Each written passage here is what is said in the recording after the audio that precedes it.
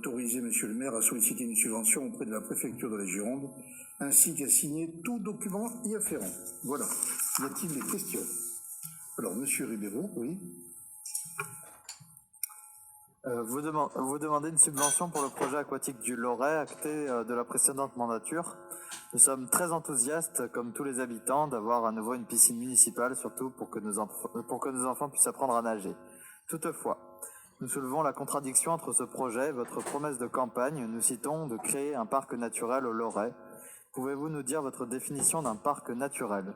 Le projet des terrains de foot, de tribunes et de piscines vont réduire cet espace vert très naturel, calme, qui sert de promenade aux habitants. Nous nous inquiétons également de la destruction d'arbres centenaires et fruitiers qui sont dans ce parc pour faire la place à de nouvelles constructions. Il sera peut-être temps que l'homme s'adapte à l'environnement et non pas le contraire, à l'image de la place Voltaire où les platanes ont disparu. Nous espérons néanmoins que les arbres qui seront plantés soient des arbres fruitiers afin que les habitants puissent en profiter.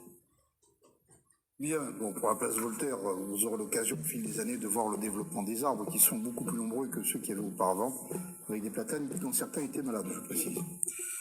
Sur le parc du Loret, à la place de terrain de foot qu'il y avait, il va y avoir des terrains de foot. Donc ça n'a pas changé.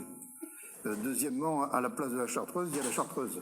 On y rajoute juste le bâtiment de la piscine. Sur les arbres remarquables sont repérés, font l'objet d'ailleurs de repérage au titre du PLU, et rien n'est possible sur ces arbres, fort heureusement, qui doivent être préservés, ceux qui sont recensés comme étant remarquables. Et après, vous avez toute la zone qui est classée boisée et qui ne pourra pas être touchée. C'est ce qui fait l'objet de l'aménagement du parc, dans lequel aujourd'hui, il y a des espaces qui ne sont pas exploitables pour que les promeneurs puissent s'y rendre.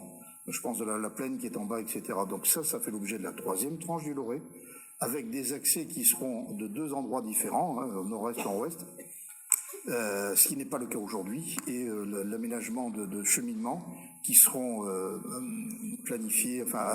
aplanis, ce qui permettra d'ailleurs de les rendre compatibles avec des plateformes pour les personnes à mobilité réduite.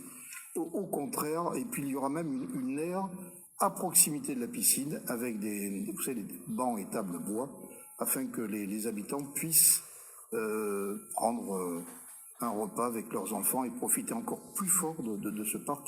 Et vous verrez, la troisième tranche sera aussi un élément de concertation et de présentation à la population d'aménagement du parc assez remarquable. Je précise également que pour que ça reste naturel, on fera la même opération que pour le parc Palmer et le parc du Cypressat, dont une grande partie a été classée avec le conseil départemental, espace naturel sensible, ce qui interdit toute action polluante ou de construction à l'intérieur du périmètre qui aura été déterminé. Voilà. Il y avait d'autres questions? Non? Aucune?